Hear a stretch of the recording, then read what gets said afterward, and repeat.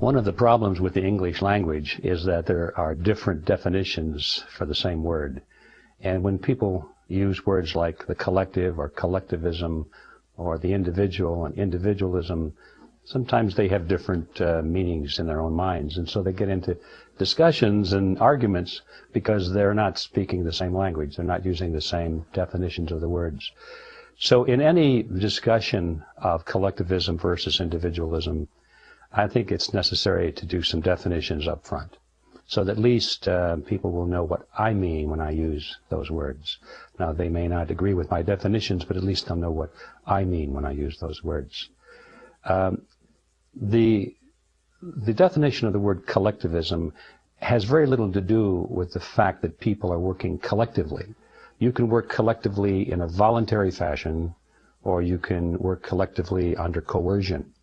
And there lies the difference between collectivism and individualism. Individuals work collectively. They work together. They don't move their pianos alone.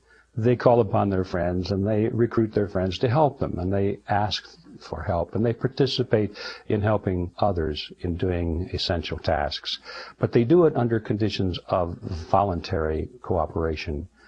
Collectivism implies that if something is important enough, then the state should step in and make sure that everybody conforms, whether they want to or not. They're not to be given freedom of choice, or free will. They're to be coerced into doing it. So the essence of collectivism in a political sense, and the sense in which I use the word, is that it employs the use of coercion to require people to work together. And once coercion enters, then all of the other positive attributes, such as charity, go out the window. When you force people to do things against their will, then you are actually participating in a negative social conduct, which is in many cases worse than the social condition that you're trying to overcome by the collective action. So in essence, to sum it up, collectivism is the concept which, among other things, there are other definitions to it too, but in terms of collective action or working together, it's a concept in which people are not given free will.